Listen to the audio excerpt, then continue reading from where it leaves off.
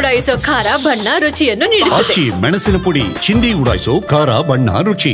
RCB marketing ಮುಖ್ಯಸ್ಥ ನಿಖಿಲ್ ಸೋಸ್ಲೆ ಅವರು ವಿಚಾರಣೆ ಮಾಡಲಾಗಿದೆ. ಸಾವಿನ ಪೋಸ್ಟ್ ಮಾಡಿದ್ದು ಯಾರು ಅಂತ ಕೇಳ್ತಾರೆ. ನಾನಂತೂ ಹಾಕಿಲ್ಲ, ನಾನು ಯಾವುದೇ ಪೋಸ್ಟ್ ಮಾಡಿಲ್ಲ ಅಂದಿದ್ದಾರೆ Nikhil Sosale. Victory parade free ticket ಬಗ್ಗೆ ನಾನು ಪೋಸ್ಟ್ ಮಾಡಿಲ್ಲ. ಹಾಗಾದ್ರೆ ಪೋಸ್ಟ್ ಮಾಡಿದಂಥವ್ರು ಯಾರು? ಯಾರಿಂದಲೂ ಮಾಡಿಸಿಲ್ಲ ಅಂತಾರೆ ನಿಖಿಲ್. ಹೆಂಗಿದೆ ನೋಡಿ ಸಂಗತಿ. ಯಾಕಂದರೆ RCB ಅಫಿಷಿಯಲ್ ಟ್ವಿಟರ್ನಲ್ಲೇ ಇದಕ್ಕೆ ಸಂಬಂಧಪಟ್ಟಂಗೆ ನಾವು ತೋರಿಸ್ತಾ ಇದ್ದೀವಿ. ಜನ ನುಗ್ಗಿದ್ರು, ಅರೆ ಫ್ರೀ ಇದೆಯಲ್ಲ ಅಂತ. ಆಮೇಲೆ ಒಂದು ತಿಳುವಳಿಕೆ ಇರಬೇಕು ರೀ, ಒಂದು ಕಾಮನ್ ಸೆನ್ಸ್ ಇರಬೇಕು ಒಂದು ವ್ಯವಸ್ಥೆಗೆ, ಆಡಳಿತ ಮಾಡುವಂಥವ್ರಿಗೆ. ನನ್ನೇ ಅಷ್ಟೊಂದೆಲ್ಲ ಉತ್ಸಾಹ ನೋಡಿ, ಅಷ್ಟೊಂದು ಸಂಭ್ರಮ ನೋಡಿ ಜನರಿಗೆ ಹುಚ್ಚೇರಿ ಬಿಟ್ಟಿತ್ತು ಒಂದು ಲೆಕ್ಕದಲ್ಲಿ. ಅದರಲ್ಲಿ ನಮ್ಮ ಯುವಕರು ಅವ್ರು ಆಡುವಂಥ ಆಟಗಳು, ಅವ್ರು ಮಾಡುವಂಥ ರೀತಿನೂ ದೇವರೇ ಕಾಪಾಡಬೇಕು. ಅವ್ರು ಯಾವ ತಿಳುವಳಿಕೆನೂ ಇರಲಿಲ್ಲ ಬಿಡಿ, ಮೈ ಮೇಲೆ ಅರಿವಿರಲಿಲ್ಲ. ಆ ಹುಚ್ಚು ನಿನ್ನೆ ರಾತ್ರಿಯ ಹುಚ್ಚು ಮಾರನೇ ದಿವಸ ಕಂಟಿನ್ಯೂ ಆಯಿತು. 2 ಪೋಸ್ಟ್ಗಳನ್ನು ಹಾಕಿದಂಥವ್ರು ಯಾರು? ಅದಕ್ಕೆ ಆ ಪೋಸ್ಟ್ಗಳನ್ನು ನಾವು ಸಾವಿನ ಪೋಸ್ಟ್ಗಳು ಅಂತ ಹೇಳ್ತೀವಿ. 11 ಜನರ ಬಲಿ ಬೆಳೆಸಿದ್ದು ಇವೇ ಪೋಸ್ಟ್ಗಳ.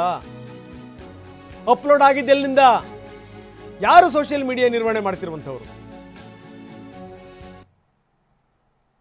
ಇಂಥ ಪೋಸ್ಟ್ ಹಾಕುವಂಥ ಸಂದರ್ಭದಲ್ಲಿ ಸರ್ಕಾರದ ಅನುಮತಿ ಪಡೆದಿದ್ರೆ ನೀವು,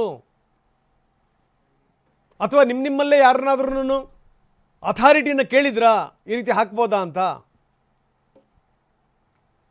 ಲೆಕ್ಕ ಹಾಕೊಳ್ಳಿ ಎಷ್ಟರ ಮಟ್ಟಿಗಿದೆ ಅಂತಂದರೆ. DPAR ಅಧಿಕಾರಿ ಹೇಳ್ತಾರೆ ಇಲ್ಲ, ಇಲ್ಲಿ ಯಾವುದೇ ಕಾರಣಕ್ಕೂ ನಾವು ಪಥಸಂಚಲನ ಮಾಡಲ್ಲ, ಪರೇಡ್ ಮಾಡಲ್ಲ ಅಂತ. ಅದೆಲ್ಲ ಆದಮೇಲೂ ಕೂಡ ಇದು ಕಂಟಿನ್ಯೂ ಇರುತ್ತೆ ಅಂದರೆ KCA ಮ್ಯಾನೇಜ್ಮೆಂಟ್ಗೆ ನೋಟಿಸ್. KCA ಅಧ್ಯಕ್ಷ ರಘುರಾಮ್ ಭಟ್, ಗೌರವಾಧ್ಯಕ್ಷ ಶ್ರೀರಾಮ್, ಕಾರ್ಯದರ್ಶಿ A ಶಂಕರ್ ಅವರಿಗೆ CID ನೋಟಿಸ್ ಕೊಡುತ್ತೆ. ಈಗಾಗಲೇ ಕೋರ್ಟ್ ಬಲವಂತದ ಕ್ರಮ ಜರುಗಿಸಬೇಡಿ ಅಂತ ಆದೇಶ ಕೊಟ್ಟಿದೆ. ತನಿಖೆಗೆ ಸಹಕಾರ ಕೊಡಬೇಕು, ಬೆಂಗಳೂರು ಬಿಟ್ಟು ಹೋಗಬಾರದು ಅನ್ನುವಂಥ ಕಟ್ಟಪ್ಪಣೆಯನ್ನು ಕೂಡ ವಿಧಿಸಲಾಗಿದೆ. ಏನಿದೆ KCAದ ಪಾತ್ರ ಇದಕ್ಕೆ ಸಂಬಂಧಪಟ್ಟಂಗೆ? ಅದೇ ನಿನ್ನೆ ಹಲವಾರು ಪ್ರಶ್ನೆಗಳು ಬಂದಿರೋದು. ಯಾವಾಗ ಈ ಸರ್ಕಾರದ ಪ್ರತಿನಿಧಿಗಳೆಲ್ಲ ಸೇರಿಕೊಂಡು ಇಷ್ಟೊಂದು ಮಿಂಚಕ್ಕೆ ಶುರು ಮಾಡಿದ್ರಲ್ಲ, ಏನು ನಮ್ಮದೇ ಕಾರ್ಯಕ್ರಮ ಅನ್ನೋ ರೀತಿಯಲ್ಲಿ ಮಾಡೋಕ್ಕೆ ಶುರು ಮಾಡಿದ್ರಲ್ಲ, ಏನು ವಿಧಾನಸೌಧದ ಮುಂಭಾಗದಲ್ಲಿ, ಮೆಟ್ಲು ಮುಂಭಾಗದಲ್ಲಿ ಅದಕ್ಕೆ ವ್ಯವಸ್ಥೆ ಮಾಡಿಕೊಡ್ಬೇಕಾಗಿತ್ತಾ? ಸೇಮ್ ಡೇ 1:45 ಇನ್ನೂ ಟೇಪ್ ಇಟ್ಕೊಂಡು ನಳಿತಾ ಇದ್ದಾರೆ. ಯಾವ ಪುಣ್ಯಾತ್ಮರಿಂದ ಐಡಿಯಾ ಕೊಟ್ಟರು? ನೀವು ಯಾರನ್ನು ಬಲಿ ಹಾಕಿದ್ರು ಅಷ್ಟೇನೇ, ಯಾರನ್ನು ಟ್ರಾನ್ಸ್ಫರ್ ಮಾಡಿದ್ರು ಅಷ್ಟೇನೇ. ಜನ ಇದನ್ನು ಕ್ಷಮಿಸಲ್ಲ. ಇದನ್ನು ಬನ್ನಿ, ನಮ್ಮ ಪ್ರತಿನಿಧಿ ಪ್ರಜ್ವಲ್ ಈಗ ನಮ್ಮೊಂದಿಗೆ ನೇರ ಸಂಪರ್ಕದಲ್ಲಿದ್ದಾರೆ. ಪ್ರಜ್ವಲ್, ಒಂದು ಕಡೆಗೆ CID ತನಿಖೆ ಇವತ್ತಿಂದ ಆರಂಭ ಆಗ್ತಾ ಇದೆ. ಜೊತೆಗೇನು ಅಂದರೆ ನಿನ್ನೆ ಕೋರ್ಟಲ್ಲಿ ಆಗಿರುವಂಥ ಡೆವಲಪ್ಮೆಂಟ್ಗಳನ್ನು ಕೂಡ ನಾವು ನೋಡ್ತಾ ಇದ್ದೀವಿ. ಜೊತೆಗೇನು ಅಂದರೆ ಈ CID ಯಾವ ರೀತಿ ಈಗ ತನಿಖೆಯನ್ನು ಶುರು ಮಾಡ್ತಾ ಇದೆ, ಇದಕ್ಕೆ ಸಂಬಂಧಪಟ್ಟಂಗೆ ಹೆಚ್ಚಿನ ವಿವರ ಏನಿದೆ ಪ್ರಜ್ವಲ್?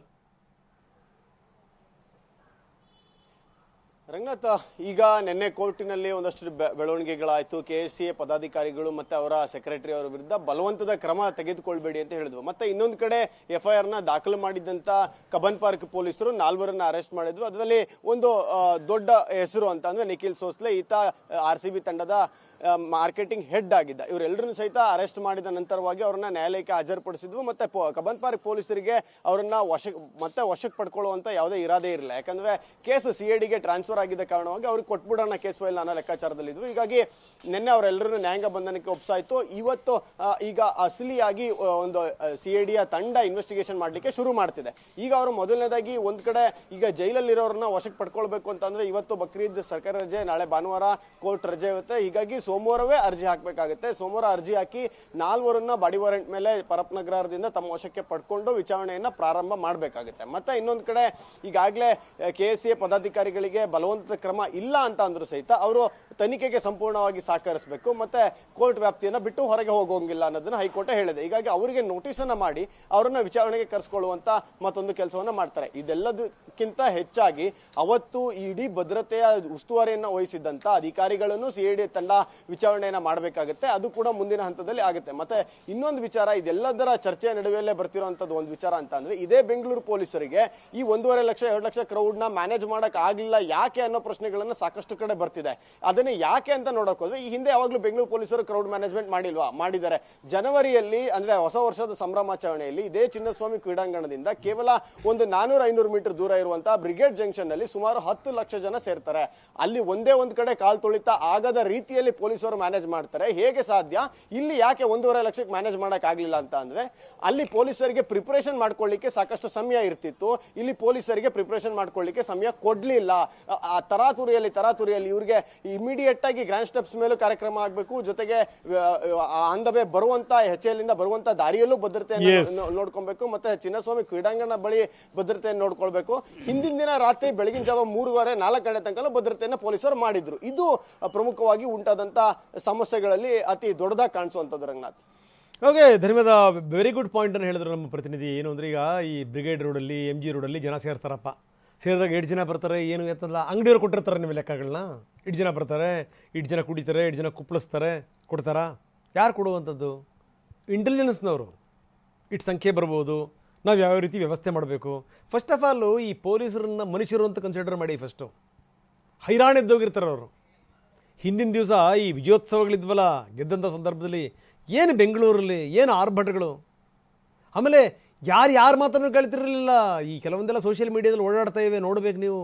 ಎಷ್ಟರ ಮಟ್ಟಿಗೆ ಹುಚ್ಚೇರಿಬಿಟ್ಟಿತ್ತು ಅಭಿಮಾನಿಗಳಿಗೆ ಅಂತಂದರೆ, ಪೊಲೀಸರ ಎದುರುಗಡೆಗೆ ಡ್ಯಾನ್ಸ್ ಮಾಡ್ತಾರೆ, ಸಿಕ್ಕ ಗಾಡಿಗಳನ್ನು ಹತ್ತಾರೆ, ಕಾರುಗಳನ್ನು ಹತ್ತಾರೆ, ಕುಣಿತಾರೆ, ಕುಪ್ಪಳಿಸ್ತಾರೆ, ಹಾರ್ತಾರೆ. ವಿಶ್ವಯುದ್ಧ ಗೆದ್ದುಬಿಟ್ರು, ಏನು ಕಥೆನೋ ಏನೂ ಅರ್ಥ ಆಗಲಿಲ್ಲ. ಅಷ್ಟರ ಮಟ್ಟಿಗೆ ಕ್ರಿಕೆಟ್ ಅನ್ನುವಂಥದ್ದು ಸಂಭ್ರಮ. ಅದರಲ್ಲಿ ಯಾವುದೇ ಡೌಟ್ ಇಲ್ಲ. ಅದರಲ್ಲಿ ನೀವು ಯಾರೇ ಈ ಗಲ್ಲಿಲಿ ಕ್ರಿಕೆಟ್ ಆಡ್ತಿದ್ರು ಕೂಡ ಒಂದಷ್ಟು ಜನ ನಿಂತ್ಕೊಂಡು ನೋಡ್ತಾ ಇರ್ತಾರೆ, ಅವ್ನು ಹೆಂಗೆ ಬೌಲ್ ಮಾಡ್ದ, ಅವ್ನು ಹೆಂಗೆ ಬ್ಯಾಟ್ ಮಾಡ್ದ ಅಂತ. ಈ ರೀತಿ ಸಂಭ್ರಮಾಚರಣೆ ಇದ್ದದ್ದು. ಆದರೆ ಈ ಪಾರ್ಟಿ ಮಿತಿಮೀರಿ ಸಂಭ್ರಮಾಚರಣೆ. ಸರಿಯಪ್ಪ, ಈಗ ಸಂಖ್ಯೆ ಜಾಸ್ತಿ ಆಗ್ತಾ ಇದೆ ಅನ್ನುವಂಥ ವಿವರವನ್ನು ಕೊಡಬೇಕಾಗಿದ್ದಂಥವ್ರು ಯಾರು? ಒಂದೇ ಮಾತ್ರ ಹೇಳಬೇಕು ಅಂತಂದರೆ, ಸರ್ಕಾರ ಮೈ ಮರೆತಿತ್ತು. ನಿನ್ನೆ ಈ ಹೋಟೆಲ್ ಮಾಲೀಕರ ಸಂಘದ ಒಂದು ಕಾರ್ಯಕ್ರಮ ಇತ್ತು, ಅರಮನೆ ಮೈದಾನದಲ್ಲಿ ಹೋಗಿದ್ದೆ ನಾನು. ಒಬ್ಬರು ಯಜಮಾನರು ಬಂದು ಹೇಳ್ತಾಯಿದ್ರು, ಬಹಳ ಅದ್ಭುತವಾದಂಥ ಮಾತು ನಾವು ನೀವು ಕೇಳಿಸ್ಕೋಬೇಕು. ನೋಡಿ, ಎಂಥ ಅನ್ಯಾಯ ಆಗ್ಬಿಡ್ತು, ಎಂಥ ಘೋರ ದುರಂತ ಇದು. ಸರ್ಕಾರಕ್ಕೆ ಇದ್ರ ಬಗ್ಗೆ ಎಚ್ಚರಿಕೆ ಇರಲಿಲ್ವಾ ಅಂದು ಮಾತಾಡ್ತಾ ಒಂದು ಮಾತು ಹೇಳಿದ್ರು. ನೋಡಿ, ಈ ನಮ್ಮ ನಾಯಕರುಗಳು ಒಂದಷ್ಟು ಜನರನ್ನು ಟ್ರಾನ್ಸ್ಫರ್ ಮಾಡ್ಬೋದು, ಒಂದಷ್ಟು ಜನರನ್ನು ಮನೆ ಕಳಿಸ್ಬೋದು, ಅದೇನಾದರೂ ಮಾಡ್ಬೋದು. ಆದರೆ ಅವರ ಕೈಗಳಿಗೆ ರಕ್ತ ಹತ್ತಿದೆ. ಆ ರಕ್ತವನ್ನು ಎಂದೂ ಕೂಡ ತೊಳ್ಕೊಳ್ಳಿಕ್ಕೆ ಸಾಧ್ಯ ಇಲ್ಲ, ಪರ್ಮನೆಂಟ್ ಅದು. ಅದಕ್ಕೆ ಮುಖ್ಯಮಂತ್ರಿಗಳು ನೆನ್ನೆ ಯಾರ ಹತ್ರ ಹೇಳ್ತಾ ಇದ್ದಾರಂತೆ, ಇದು ನನ್ನ ಜೀವಮಾನದಲ್ಲೇ ಒಂದು ಕಪ್ಪು ಚುಕ್ಕೆ ಇದು ಅಂತ. ನಿಜ.